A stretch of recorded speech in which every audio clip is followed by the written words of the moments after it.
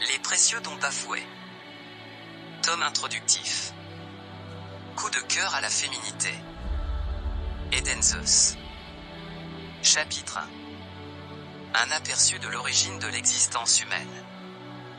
La parole, que la lumière soit, est pratiquement connue de tous et chacun presse la grandeur qui y réside, sans toutefois en comprendre le fond véritable et ce, par paresse d'esprit.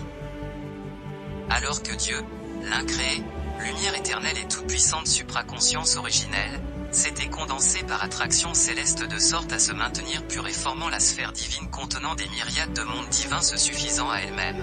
Les résidus de sa lumière et de ses puissantes irradiations persistaient encore à l'extérieur, le long des limites ultimes de l'incommensurable cercle des irradiations du divin dans le vide absolu, le néant, en des nébuleuses de lumière. Sous pression et de formes non consistantes telles de gigantesques poussières lumineuses éparpillées à l'infini avec des agrégats de tailles variées qui erraient. La lumière étant la seule vie et conscience, la poussière lumineuse issue d'elle tentait elle aussi de parvenir à l'autoconscience, de tout le résidu de sa force et ses inconscientes impulsions.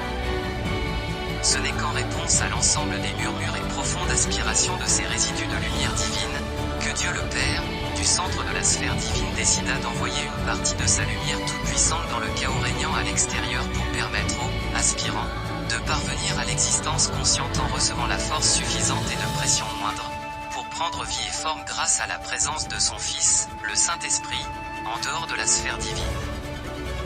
C'est en cet acte originel que résida la parole vivante, que la lumière soit, prononcée par Dieu et signifiant le don de la lumière, la force divine pour permettre à l'ensemble des êtres ou créatures de l'infini, d'exister, dans les limites incommensurables des radiations de Dieu le Saint-Esprit. Il intègre aussi l'ensemble des mécanismes omniscients et dispositions mises en place par l'intelligence divine pour assurer l'évolution de chacune des créatures lumineuses ainsi que la création des différents plans et mondes d'existence de manière auto-active et relevant du fonctionnement de la force créatrice divine, l'omnisagesse et Ardiva. Il s'agit là, de la plus grande œuvre d'amour, celle que nombre de créatures n'ont encore jamais pu comprendre, pour rendre grâce de la plus noble des manières dont ils sont capables, dans le service. L'origine de l'existence de l'être humain se résume donc comme l'une des innombrables créatures qui ont eu la grâce d'exister dans la création afin de parvenir à l'autoconscience et jouir de la beauté de l'existence. Il semble là évident que l'être humain a une origine lumineuse et donc est fait en premier lieu d'un corps de lumière, l'esprit. Seul le processus nécessaire pour faire parvenir certaines créatures plus faibles à l'autoconscience, a rendu nécessaire les pérégrinations au sein des univers de la matière, les derniers plans d'existence dans la création.